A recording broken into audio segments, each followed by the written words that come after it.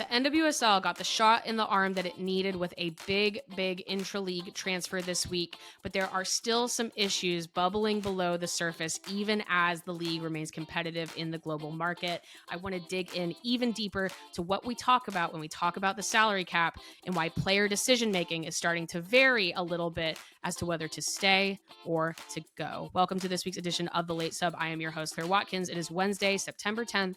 And we're going to start by talking about Jaedyn Shaw's reported big move to Gotham and everything that means for her, for the soccer element, for these teams, and just how we need to continue this conversation of what league governance implies as players make decisions about their careers. Let's jump in. So a new piece of transfer news hit the NWSL on Monday when Jeff Kassouf of ESPN reported that Jaedyn Shaw of San Diego and North Carolina Courage fame is being traded to Gotham FC in return for $1.25 million in intra-league transfer funds. I say, hell yeah. Finally, a shot in the arm for the actual NWSL transfer market after high-profile departures that we were talking about last week left the American women's soccer world reeling a little bit. A lot of big picture conversations about how the NWSL can compete, and we will get into that today even more as well. The deal itself should more than double the record for an intra-league transfer fee, beating out the $600,000 Kansas City paid for Ali Sentner just a few weeks ago. A brief moment on the soccer perspective for this. If you're a listener to the show, you know that this is actually something that I pitched a couple weeks ago. I thought Shaw to Gotham was a really interesting idea.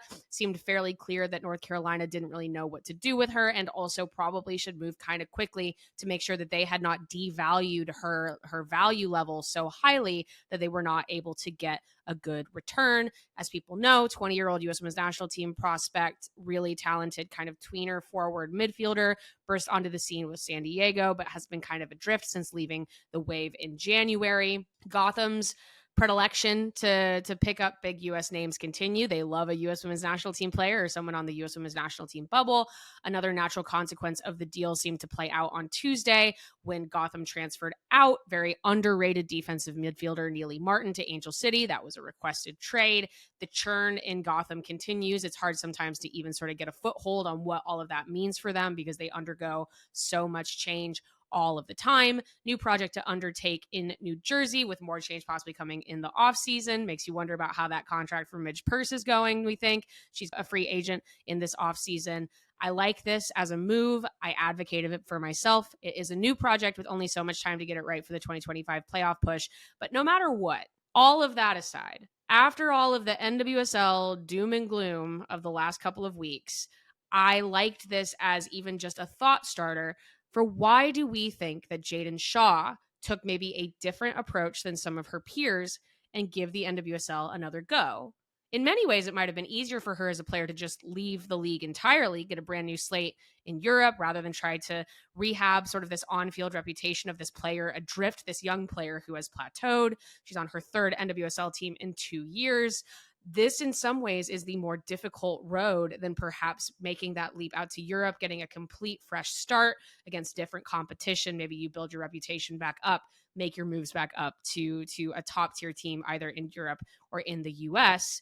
And also, why does the NWSL make this feasible? And how does this exciting of a transfer still have some question marks about whether this is sustainable versus what we saw last week with Alyssa Thompson actually just leaving the NWSL entirely? There's good news and there's bad news here, I think.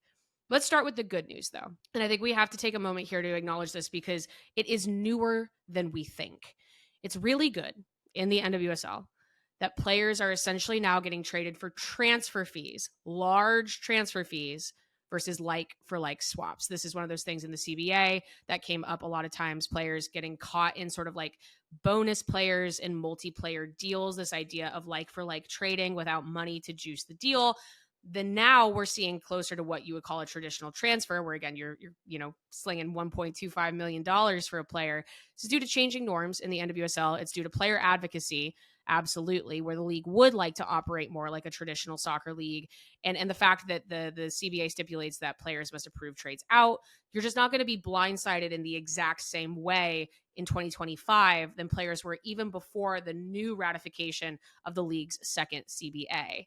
You still see multiplayer trades from time to time, as we know, but the league has, to its credit, moved away from that idea of value through player additions rather than just paying for it with the money that you got. It's what the money is for.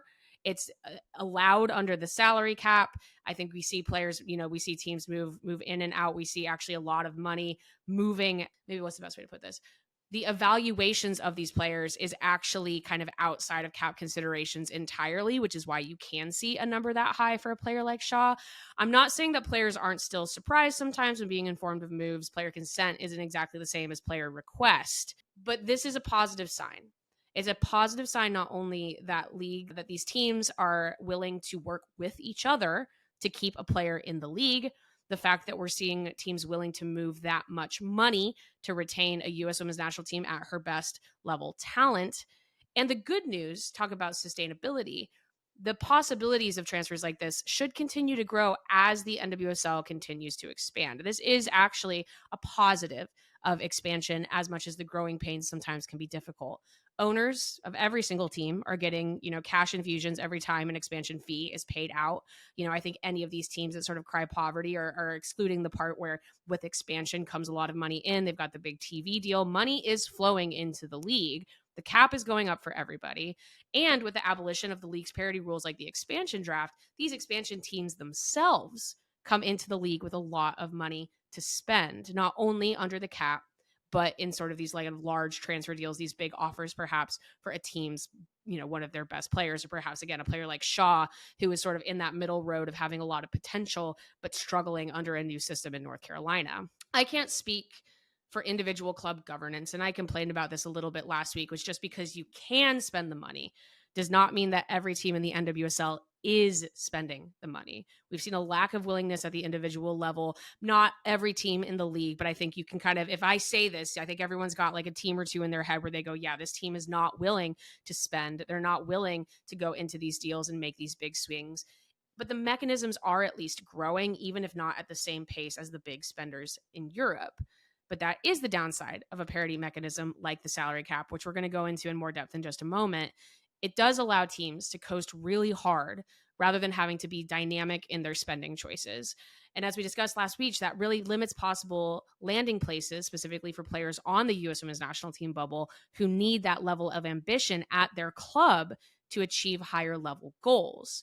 So I don't think this Jaedyn Shaw moves changes anything that we were talking about last week, but it maybe sort of colors some of the deeper underlying problems, which is that the salary cap props up teams that don't want to make serious money moves, and that you're seeing individual club governance with these kind of limitations that everybody has, making different individual choices. Now, I have criticized Gotham in the past for the way that they kind of roster stack. I don't know if it's always conducive to actually winning in the NWSL, but if we're talking about the big moment, give me Gotham, give me big swings, give me the money moves versus some of the conservative motion that we've seen with some of the other teams of the league. Because it's not only just that these teams need these players, but the league needs these players. And at some point, the cap, individual spending, the way teams kind of approach their roster construction does fall at the feet of ownership league wide, the board of governors. They're the ones making the rules, right?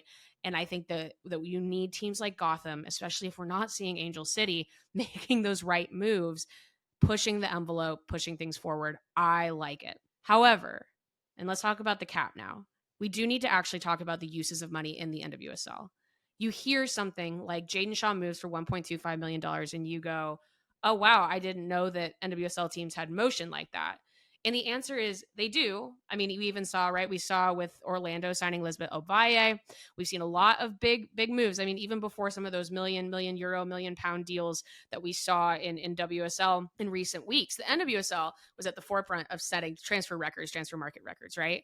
But I think the issue, and I think this is something that everyone's been talking about this week, I've heard a lot of really good pundits discuss this, is that transfer fees in the NWSL are not salary indicators. And that's a really important distinction. It's as true in the NWSL as it is anywhere. When you see the big transfer numbers, that doesn't always convert into wages for the players themselves. So when a player like Alyssa Thompson says, I can make more money in Europe, or a player like Naomi Girma says, I can make more money in Europe, or I actually think, Tobin Heath had a lot of good things to say about this week on her podcast. They're not talking about the way teams relate to each other. They're just talking about how teams have to literally pay their salaries in order to be under the cap and field a competitive team. For example, when Shaw was traded to North Carolina in January, the Courage did not renegotiate her salary, which was an extension that she signed in San Diego in 2023 through 2026, the terms of which we do not know. And that's going to be a theme throughout this segment as well. There's just not a lot of transparency, I think, to the NWSL's detriment in what players are getting paid. ESPN reported alongside the Gotham deal that Gotham would like to sign Shaw through 2029, likely again terms we will not know. But I just feel like it's not going to be for $1.25 million. Like, I think that valuation for the player versus what she's actually going to be paid is going to be different. And player value in the context of transfer spending versus what they get paid is going to be an ongoing battle. And cap restraints feel like they leave NWSL players sometimes footing the bill for the cost of doing business. One that pulls off the top of my head when I was putting this together is, it's been a couple years and the draft is gone, but I think maybe a good example was in 2021, back when there was still the college draft. Kansas City paid Gotham $175,000 for the number 4 pick in that year's draft to sign Kiki Pickett, who's coming up out of college. And that one, I mean, again, you talk about how things have grown exponentially since then in just a couple of years. But I remember that particular move, and I think one of the main takeaways of that move was there's no way that this player is getting paid anything near $175,000. But that is what Kansas City was willing to pay to get the opportunity to pick that player. Minimum salary that year was $22,000. And so you see that disconnect from the player side of, oh, well, if you think I'm worth that much, what is this contract that we're negotiating? Stipulated by the salary cap. The new CBA has fixed a lot of these things, but I think if you look at that ratio, right, like what perhaps 22K or a little bit above minimum salary to 175K in 2021, what's that ratio for a player who just moved for 1.25 million, right? The league self-reported last year that the average salary for an NWSL player in 2024 was $117,000, which, as we know, is actually a very good number. But I will say that average does not necessarily mean median. I don't know if the average number being 117 means that the median NWSL player is making $117,000 a year. The cap this year is $3.3 million. And if you divided that exactly by 26 players, which is the roster maximum for this year, that comes out to about 126. So if you have players that are making a lot, that means that you also have players that are making a little. And maybe that averages out into a really nice salary, but what is the median salary? What is the average a person can make, especially if you are on a team like, let's say, like Kansas City, who's winning the league, weeks and weeks and weeks in advance? Under the salary cap, they do have the ability also to do revenue share, which is, I think, an exciting prospect, but that's only an additional maybe $200,000 to the cap with every additional year of the CBA contract. And the minimum base salary this year in the NWSL is $48,500 before incentive bonuses or anything like that. And it's going to jump to about 65 in 2027. There's going to be a big jump between 2026 and 2027. But that's the minimum, 48.5. Players get housing stipends. They get, other bonus considerations in terms of performance. As we know, like name, image, and likeness is something that the NWSL players have really been pushing for better and better rates for that, because that is money on top of the cap. That's not, your base salary as in terms of salary cap considerations. There's a lot of additional ways you can make your players comfortable. And many in the NWSL, I will say this, from inside the NWSL, there are a lot of people who are confident that the average salary here is just as good, if not better, than Europe. And players get the benefit of union membership, which, as we know, can be imperative to a good experience. You are in a union here. You get leadership, you get collective bargaining here in a way that you don't necessarily get in Europe, because they don't have as strong of a collective. I mean, there's no WSL players union, right? That doesn't exist. But what about maximums? Because that's what we're talking about, right? We're talking about big stars. We're talking about Naomi Girma. We're talking about Alyssa Thompson. We're talking about players that already are at the top tier of their soccer careers, right? Or they're rising, let's say. Top line US Women's national players, what would they be most interested in? Well, there aren't maximums in the NWSL, technically. So it does become now a product of how a team manages, again, the cap, the infamous cap. So, like, for example, we know Sophia Wilson is the highest paid player in the NWSL per year. She has the highest yearly salary that was reported by ESPN. but we don't know how much. So they were willing to say that she is the highest per year on her kind of shorter term contract that she signed with Portland, but we don't know how much. We do know that Mallory Swanson is in the ballpark of about $2 million over the course of 5 years. I think one of those confusions, I think sometimes with the per rate is does this include player option? I get the sense that a lot of times when you see the big number, the answer is yes. Trinity Rodman is famously on the last year of a $1.1 million contract over 4 years, which at this point, I think everyone agrees is kind of low for her. Shout out to Trin, man. She played through that. I mean, there's a lot of good faith, I think, between her and Michelle Kang and the Washington Spirit. I think that she's been really, really good for them, especially when, again, you look at kind of locked into those contracts however many years ago. Seemed great at the time, less good now. But how does that compare to Europe? There aren't a ton of hard numbers there, so I'm talking ballpark. You see a lot of different ports, and I don't know exactly how true they are, but I think we can speak in broad strokes, which is that Barcelona takes very, very good care of their players. I think Aitana Bonmati is considered, I think, by everyone to be the highest paid player in the world. Reports there are that that's actually close to like €1 million a year. Very, very high salary for her. Alexia Putellas is also, I think, just below in that tier. We're talking, like €700,000, something like that a year. Kira Walsh was paid very handsomely by Barcelona when she was there, and I think she's also getting paid very handsomely by Chelsea now that she is in Chelsea. Sam Kerr reported closer to like that 500 to 600,000 dollar range. We're doing some conversions as well, a year in base salary with additional add-ons of, like, as we know, Kerr has like the huge Nike deal. Sometimes, again, you have to put it all together of like, what's the visibility, what's the team that you play for, what are their connections to like the big apparel people, like what are you making in addition to your base salary. But you do go down the list and you start to see ranges pretty competitive with what the top line players in the NWSL are making. Again, Swanson, you get around 2 mil over 5. That's around, $400,000 a year. That starts to get closer to what we're seeing with these other stars. The NWSL can't hit those astronomical highs. Again, salary cap 3.3. They're not paying anybody $1 million a year. That's just not happening. I don't know if anybody else is paying that if you're not literally Bonmati, but the NWSL doesn't even have the possibility of that. And we'll talk about why that's a problem shortly. But what's to be done about it, if anything is to be done at all, has received a lot of discussion in the past few weeks. I don't think the league needs designated players. I think that's too complicated. I don't want to go down the MLS road. I think that if the NWSL they can't like have their cake and eat it too, right? Like, if you want to be an American league with designated players and all that sort of stuff, why did you get rid of the draft? Just get a soft cap with a luxury tax to allow the big spenders to actually spend. And if other teams want to be left in the dust, so be it. And so much of that is about infrastructure as much as it is about salary. What are the other things a club is doing to make a player want to stay if they were given the ability to dip into a luxury tax fund every year? My fear, frankly, considering just some of the individual club governance, is you can do the soft cap, you could double the cap, you could have a luxury tax, you could change everything in the NWSL, but that does not mean that there's going to be spending there at the individual level. And at that point, you have to look at your board of governors and go, what are we doing here?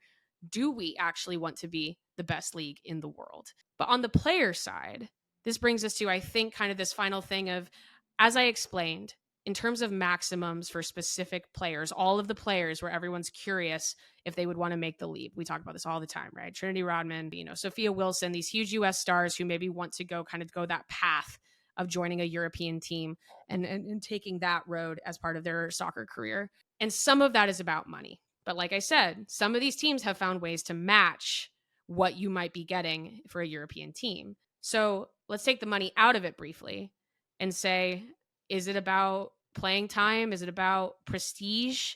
Is it about simply like what you see for yourself as a professional soccer player growing up?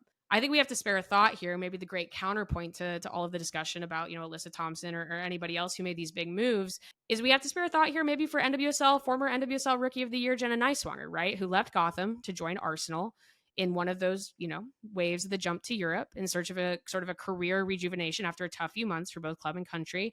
She's an outside back convert. That in and of itself is a difficult road. She was a wonderful midfielder in college and made the choice to switch out, not only because of what her club coach was asking for her, but also her pathway into the U.S. Women's National Team. She goes to Arsenal. She's a Champions League winner. She's representing one of the biggest football brands in the entire world.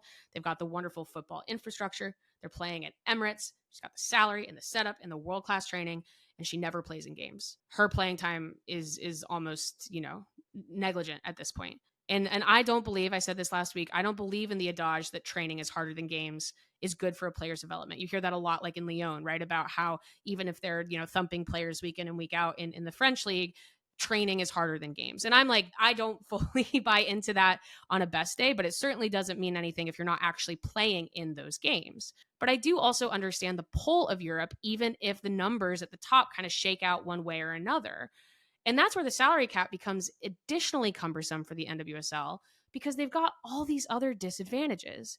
You're not attached to a Premier League team in the United States. You don't get to wear the same crest as some of the most famous footballers in the entire world. You're not seeing those crowds that you see on the Premier League team. You don't have this sort of like soccer rich infrastructure here.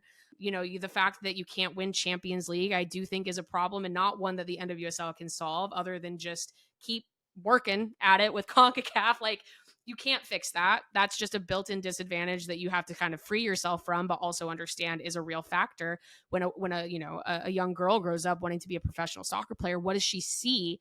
What is she seeing on TV, and what does she see in her mind? There's a simple fact that athletes in other sports in the United States get way more institutional coverage here than in women's soccer does, or even just soccer in general. I think if you're a soccer player here, men or women, you're not the most famous athlete in the United States, and it's like a couple tiers down, right? We have a lot of other sports here that have a lot more of an institutional base that Americans understand better, that get talked about on TV a lot more. I think we're seeing that with the rise of the WNBA. Like, Americans understand basketball. Like, that's something that people are ready and primed for and totally get and can jump into on the women's side. Soccer, you're fighting both a women's sports disadvantage and a soccer disadvantage. And that kind of stuff, when you have US soccer looking over your shoulder and saying like, oh, no, don't worry, we're going to make sure that we have players who want to play here, or the fact that you can rely on the fact that the other big clubs in Europe aren't spending as much on their sort of, not top line stars as maybe they feel like you are in the NWSL. You can rely on that for a while. But at some point, that wall of noise gets really, really loud. And that's where the salary cap becomes an additional problem. And that's where we're going to talk about Trinity Rodman just for 1 second. Chicago can afford to pay Mallory Swanson. We've seen why without her, right? They have prioritized getting that deal done for their biggest star, and they have lauded the fact that they have spent very little elsewhere. They're going to have to spend more if they want to be competitive. Portland can afford to pay Sophia Wilson. Part of the reason why she was able to optimize that per year is because she signed a short-term deal. I think we might see a lot more of that. I think people like to lock into the long term, but I think we're going to see the big stars start to optimize what they're able to do year by year if they do want to stay in the NWSL. These contracts are going to start to feel more conditional. Contracts don't even mean anything anymore at the moment when you see what Angel City did with Thompson, right? But Trinity Rodman, look at the Washington Spirit. They have spent already. That's a good team where they have brought in internationals and they have paid them and they have put them in a good situation to succeed. There's no more draft. They're not full of rookies. This is a team that is moving into the prime of this roster's career. And I wonder, Michelle Kang can have all the best intentions in the world, but can the Washington literally afford Trinity Rodman because of what they've already done to set her up to be on a good team? Can they do that? And that, I think, is a horrible question to be asking if we're talking about remaining competitive with the world. Are you punished for good club governance that gets you in the top four, that gets you to the championship, last year, that makes a player like Trinity Rodman want to play for you? How is it that Washington maybe can't afford to keep her when a team that has spent less can? And that is the number one issue with the salary cap. It's not that they can't pay players a lot, but it's that they are punished for doing so by the way that the cap plays out. Like I said, we need a soft cap yesterday. And I fear the future of the NWSL for that reason isn't a league without stars, because stars rise every single year. We've seen teams succeed by scouting well, finding good talent that doesn't get as much attention in Europe. But the stepping stone, the ladder concept, should be an active worry for an American league with so many historic disadvantages to Europe, where players imagine their careers.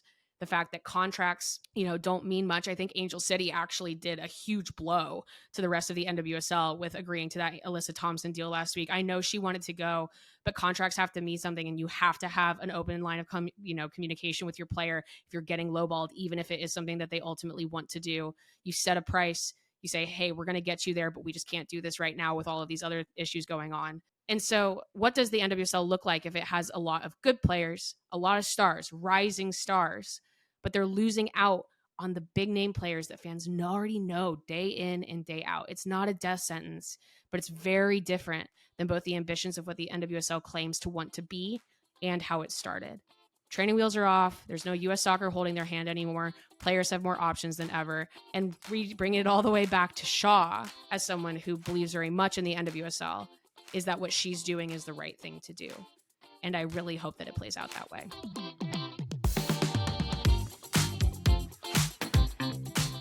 The Late Sub is part of the Just Women Sports Network. This show is written by Claire Watkins and produced and edited by Parker Fenton. To get more of your favorite women's sports content, subscribe to the Just Women Sports newsletter and follow Just Women Sports across all your favorite channels.